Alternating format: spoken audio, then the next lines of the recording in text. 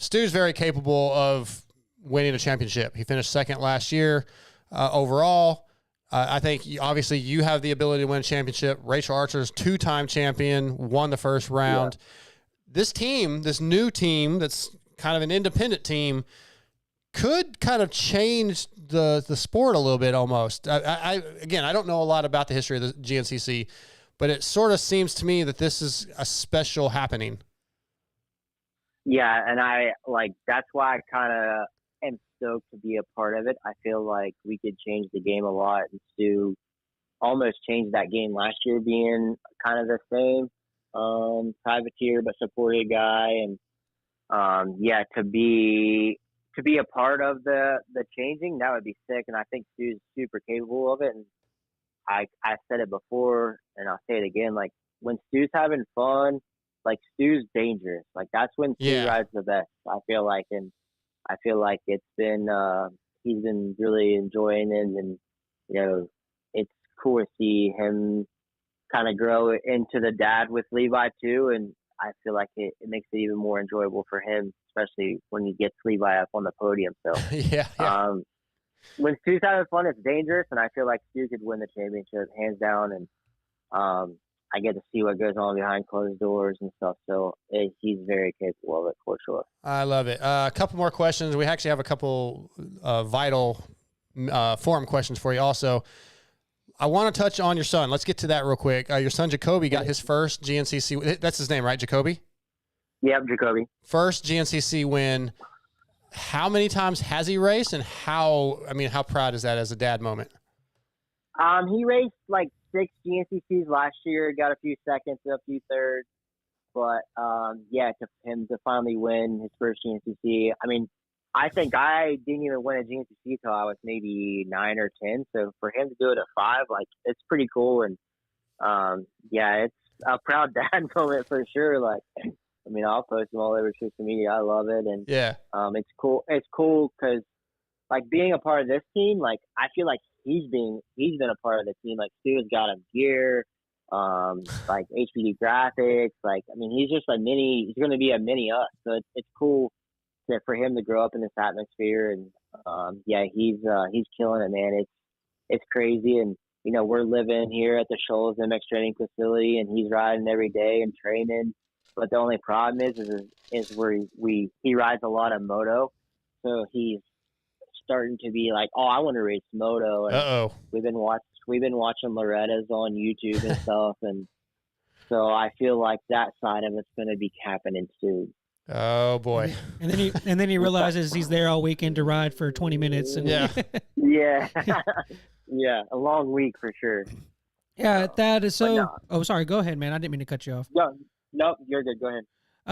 So when Darkside said you were going to be on, I was kind of thinking of some of the questions I wanted to ask, and I thought I remember watching a lot of you and the epic battles you used to have with Caleb Russell, and when I think of Thad Duvall, that's kind of the era I think about with all you guys. Man, y'all had some awesome rides. I just kind of wanted you to talk a little bit about that era and maybe some of the memories that you had of battling with him and the golden years.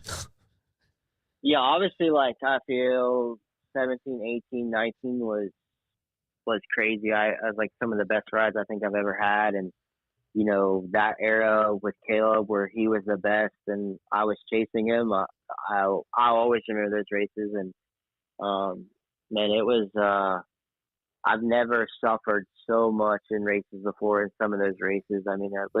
We would be wheel to wheel from start to finish. And, there was some crazy battles. There was a lot of rubbing, a lot of stuff that nobody saw. And, I feel like that grew me as a racer. I feel like learning that racecraft, I feel like that's what he picked up on. I feel like maybe he learned it from Charlie Mullins, and then I kind of picked it up from him. And then, I think Stu was the next guy to pick it up, that racecraft. And yeah, it was, those were the good years, man. I feel like I wish, at the end of 19, I blew my knee out, and I feel like that was kind of like the down spiral, just injury after injury after injury. So, I I'm hoping that I could feel that way again. And I mean, obviously I'm older now, but I feel like I'm a little wiser and have that racecraft, and maybe I can put it together where I can have those races again and battle. You know, the kids in the XC2 class, they're aggressive. I had to show a couple of the kids' wheels over the weekend, and they weren't afraid to show it back. So nice. It was cool, and I feel like that's what was always good about me and Kayla. We raced pretty hard, but we kept it pretty clean, and obviously we had our differences in the past, and then we worked together for the last few years, and now I've moved on to work with Stu. But yeah, that era, like, I always remember that, and I feel like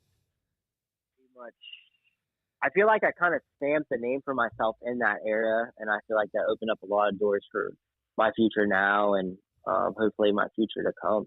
Awesome. I love it. All right, 3 questions from our Vital Forum members. First one from Lung Butter. Does Thad feel more or less pressure by moving to the XC2? More or less pressure? More pressure. That's the one thing I feel. I feel like there's more pressure for me to win XC2 than there was for me to win XC1. I feel like, I feel like there's a lot of pressure on my shoulders, but I don't mind that. I feel like I do better when I'm under that pressure, and obviously, I mean, Stu didn't say it, but there's no way he's happy with how I rode on Sunday or how I finished. So, right. I mean, that's like, that pressure is there, and I enjoy that pressure. That just pressure makes me like wake up and be like, hey, like, I need to do more today, or I need to ride better. Like, but way more pressure for sure. Okay. MXer 391 says, I know you're a big hunter, and I'm not sure exactly what this question means, but I bet you will. Ask Thad how many 140s he's going to pass up in archery season this year. Probably, I'm going to say at least 5. What is 140s? 140 is like a pretty big deer. Okay. Like a big buck, I guess. But okay. I'm a big hunter, and I feel like a lot of people know that. So yeah, a lot of I'd say probably 80% people would shoot a 140, but I'm too greedy, I guess. Okay. All right. Last one. 183 Matt. After being on a steel frame for the last several years, how was the transition to the aluminum frame?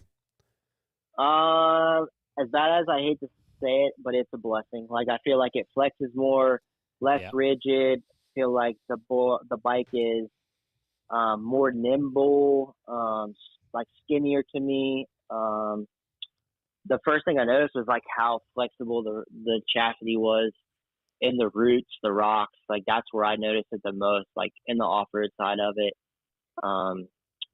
I feel like I had hindered a couple years being on a steel frame as my career. I feel like maybe if I would have went to like a different chassis and noticed the difference in flex, I feel like maybe I guess I'm saying is the first day I rode the bike, I wish I would have changed sooner, I guess. Yeah, that kind of sucks to feel that way. I would say like the Austrian bikes for a long time, those steel frames where they had flex, they had comfort, but then they kept trying to get stiffer and stiffer to match the aluminum, and then surpassed it, and now the steel frame is stiffer than what the aluminum is. Yeah, I thought the 2016, 17, and 18 frame was probably my favorite frame bike combo, I guess, the Huskies. But then, like, it seemed like I kind of started to struggle, and then I know a lot of people have struggled with the new frames, and I know they're changing them a good bit. So, the first day I rode the aluminum frame, I was blown away with just how less rigid the bike was, and how, I guess, I don't know if it's just a Cowie thing or the aluminum frame, but I couldn't believe how good the bike turned. I feel like I could ride a rut way easier and not have to fight it coming into a rut with the bike being so rigid. Yeah. So I've been pretty blown away with the new frame. Well, Thad, we really appreciate you joining us tonight. You got 2 weeks before Wild Boar. I will not be going back to that one. I hate that. I hate that place. You should come to show you. That's the Rocky one, isn't That's it? the one everybody says is like you die, right? You're gonna die. Yeah, it's a fun week. He said, But, yeah. see, like you don't know me, so I don't have really any talent. I've only rode off road a few times. Hold on. This is the guy that was bragging before you got on about how he passed RV this Well, I weekend. did pass RV. RV was not a woods rider. Yeah, so he's all like, I was passing RV But that and didn't Bradshaw, count and in I this was particular Yeah. situation. I don't know. I don't want to do the really. I thought that's the really slow, tight, rocky one, right?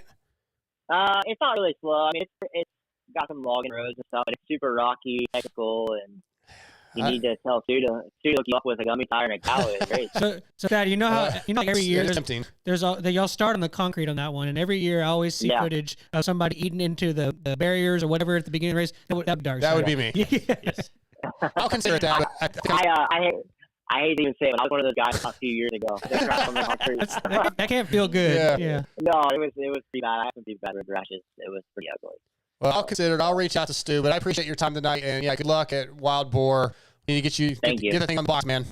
Yeah, for sure. I appreciate having me on the show, and yeah, thanks. And it was cool meeting you guys. You too, man. Thanks for your time, and have a good night. Yeah, thanks.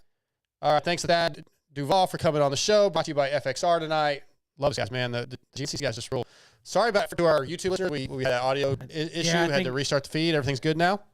I think it's happening again. It's Really? happening again, yeah. Yep. So I wonder what that's about. You need to go. Is something? Did you pay your Wi-Fi? Yeah, I just did a One of speed. the- I just Are did we- a speed test. It's are like we- 800. Plugged in direct. Yeah, it's right there. Okay. Yeah, the Wi-Fi's off, dude. Is it off on top? I don't. This dang. These dang It would apples. either be highlighted or not on the top right. The Wi-Fi logo. No, I think it's hardwired. Okay. Yeah. I say think so. Yeah, and it has like, well, I mean, the Wi-Fi logo is either white or it's shady, like dark. Oh, see, there's no Wi-Fi. Oh, It's, no, then it's yeah. hardwired. Yeah. Yeah. So, I and see it's it now. it's fast. I did a test. It's like 800 megabytes per second. Somebody had said something in the chat earlier about a low RAM on, I guess, maybe computer RAM is not enough to keep up with it or something like that. I don't know. I know. I think got a lot of RAM. It's pretty empty. I just leave like a ton of stuff off it. So I don't know. We got to keep going on the show, though. Got to get into the X-Brand Forum check-in. X-Brand is your choice for clear vision and a leader in motocross and off-road goggles.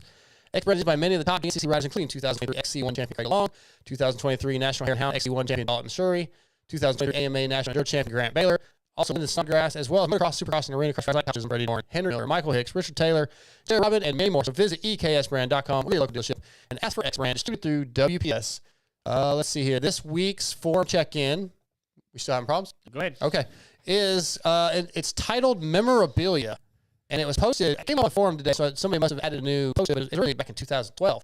But I like memorabilia from racing and racers, and the guy Bulldog Racing that posted it had recently at the time got a Davey Millsap signed helmet. That's pretty cool. There's some other guys that had some Johnny O stuff. So I want to ask you guys, and I want to ask your listeners too, send us some emails, motoxpod@gmail.com. What kind of memorabilia do you have through your racing history, or if you don't have a lot, like what would be something that you would like to have? Well, I have this poster that was signed by Guy Cooper. It came out Yep. of like an old magazine, and it's just a guy. I get to spend a lot of time with Guy Cooper. Like over the years, he became a friend of mine, and to me, and not like, hey, we're hanging out and every weekend kind of deal, but somebody I know, and that means a lot to me. Mm-hmm. The other stuff, like all these jerseys or whatever, I don't know those people. Like they're racers, and it's kind of cool. So when you were first getting into moto, you didn't have like heroes. No, not at all. Okay. Not at all. It's kind of unusual. Yeah, but I did have guys that I was like, I love this rider. I just like racing or whatever. But guys that I've met and built a somewhat of a relationship. Like the fast guys, the real pros, the famous like people. Me. Not the people I help make famous, but the people that are famous. Okay, fair. But anyways,